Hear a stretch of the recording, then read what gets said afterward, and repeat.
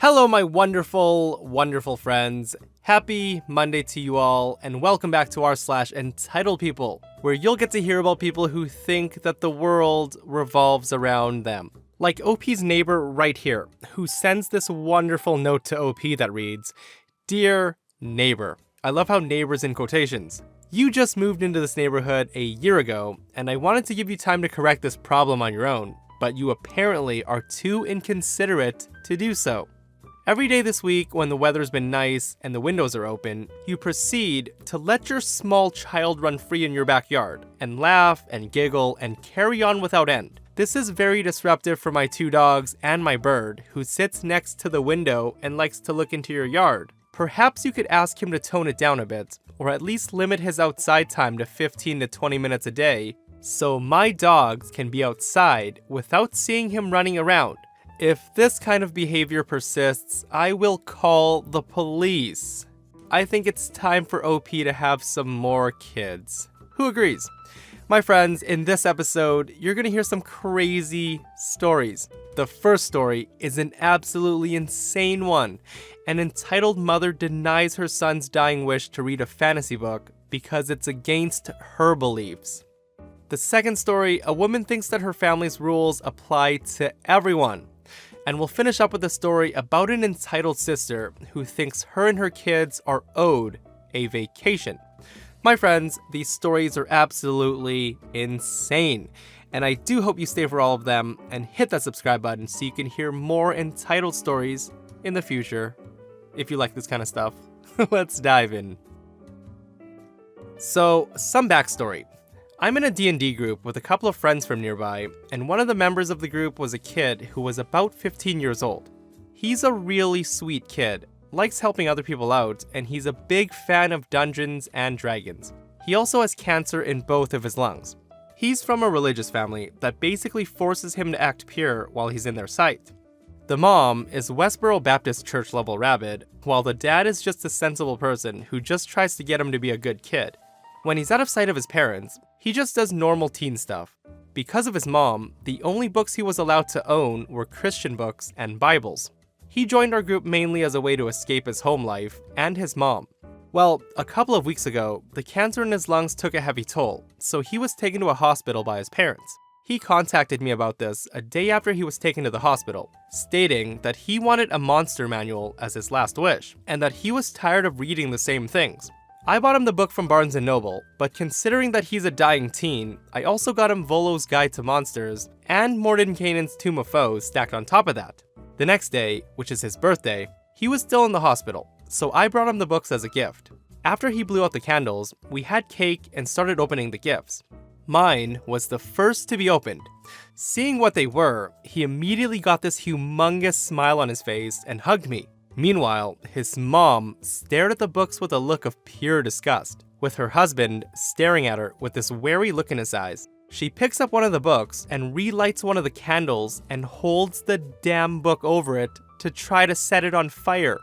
I managed to stop her and demand, "What the heck are you doing? He asked me to get those books, and I'm not gonna let you take them away." His mom simply stared me down and said something along the lines of the books being sinful, satanic, and full of evil, and that her son had no business with them.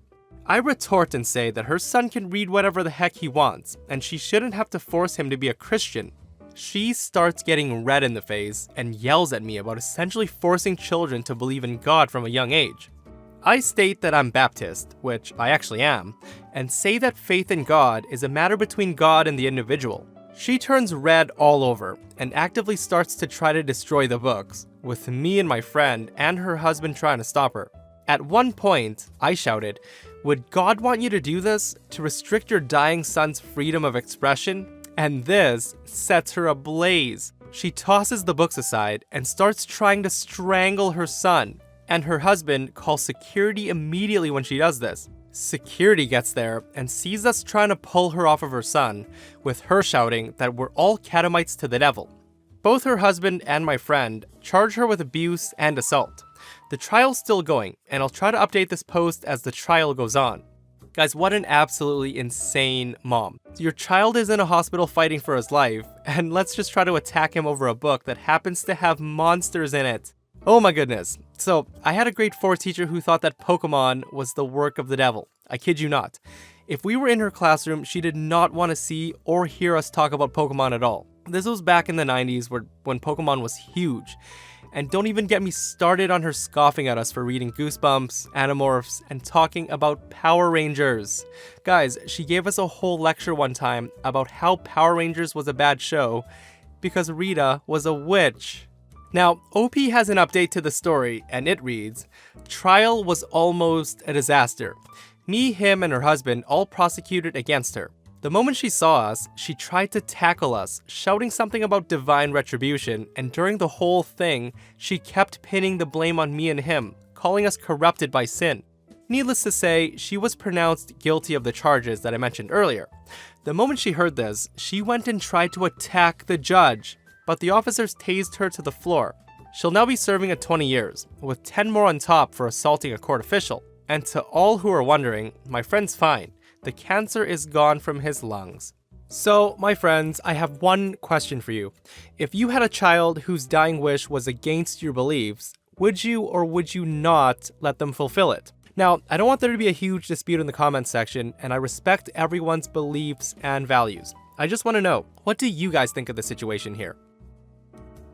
Last week, I was traveling for work. It had been a long 2 days of meetings, and I was exhausted. I had just arrived at the airport from my evening cross-country flight home when I got the dreaded text from the airline saying that my flight was delayed for 2 hours due to mechanical problems. I decided to pass the time by getting something to eat. I found an airport restaurant and sat down to order. I ordered my food and pulled my phone out of my bag to catch up on emails and browse the web while waiting for my food to arrive. While I was waiting, a family with a mom, dad, a little girl about 5 years old, and a middle-aged schoolboy sat at the table near me. I didn't pay them much attention, as I was looking at my email on my phone. But then, I hear the little girl exclaim in a rather loud voice, "Look, Mom, that lady's on her phone at the table." I then hear the mother reply, "Yeah, she shouldn't be doing that. It's rude to have a phone at the table." I glance over, and the mother says to me, "We have a rule that no phones are allowed at the table." My first reaction was to say something snarky, as exhaustion was definitely getting the better of me. But then I thought better of it and decided to be polite. I looked at the little girl and said, "We have the same rule in my family, but since I'm here alone, I'm not being rude to anyone by looking at my phone now." At this point, the son looks like he wants to crawl under the table from embarrassment, and Dad is trying to hand the mom a menu and says, "It's okay, let's just order." I think that'll be the end of it, but no. The mom says, "Obviously you have a family, so you know how important it is to follow rules. I would appreciate it if you would put away your phone," in a tone that a parent would use on a teen. The little girl chimes in and says, "Yeah, you have to put your phone away. My brother can't have his phone at the table, so you can't either." I look at the little girl and say in the sweetest tone that I can muster, "Well, the great thing about being a grown-up is I can do whatever I want, so I'm going to keep looking at my phone," and I turn back to my email. The mother sighs loudly, the teen looks even more embarrassed, and the dad tries to get the mom to just order and to leave me alone. The mom calls the waiter over and asks to be reseated. He grudgingly moves them to a different table. I think OP handled that situation quite well. I also like that the mom has a rule that no phones are allowed at the dinner table to encourage face-to-face social interaction. That's a really good thing to do. I just personally think that she needs to change up her approach and teach her kids that different families do things differently. But that's just me. You guys, do whatever you want with your kids. A little over 2 years ago, I won a raffle at my job for an all-expense-paid family vacation. It wasn't some super fancy prize to Disneyland or anything crazy like that.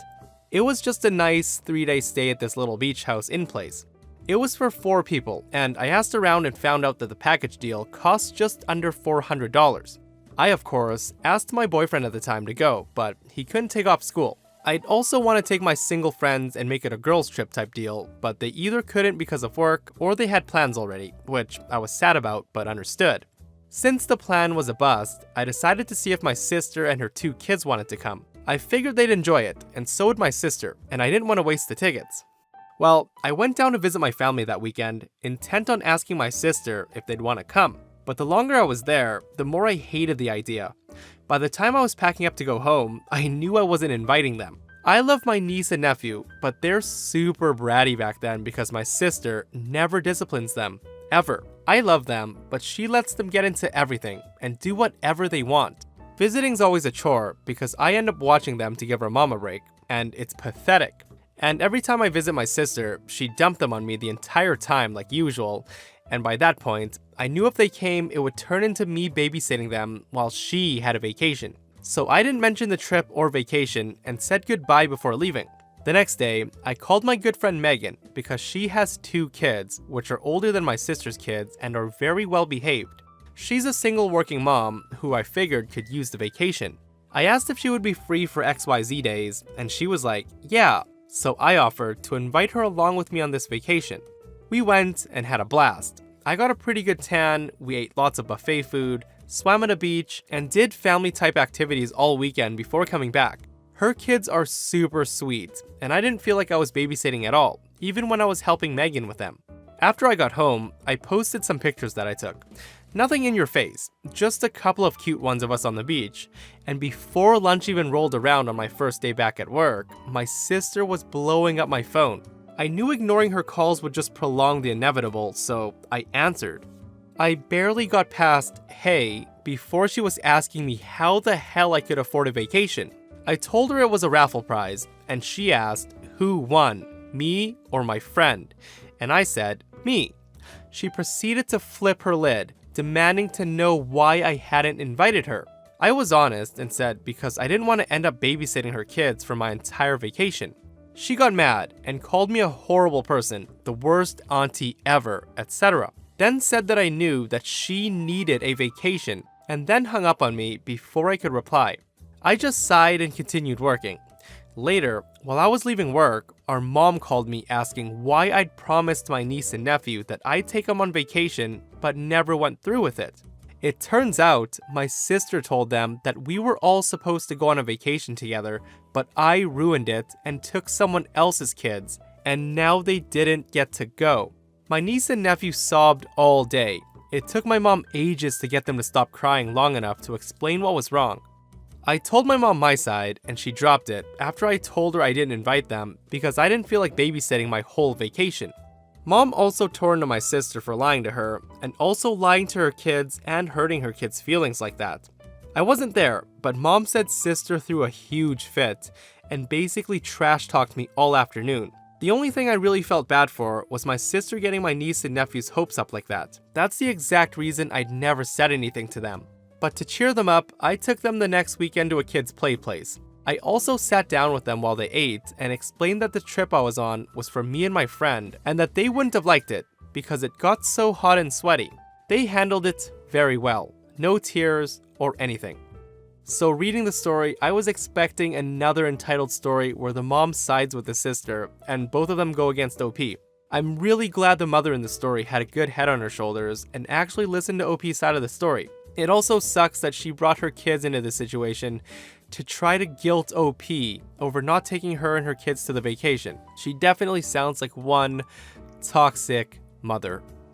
My friends, and that brings us to another end of r/Entitled People. Guys, if you missed the last episode of r/Entitled People, an entitled woman calls the cops because OP parked in a handicap spot, but did not look disabled. Yikes. Guys, go check it out if you missed it, and I'll see you on. Guys, go check it out if you missed it, and I'll see you guys in the next one. I love you.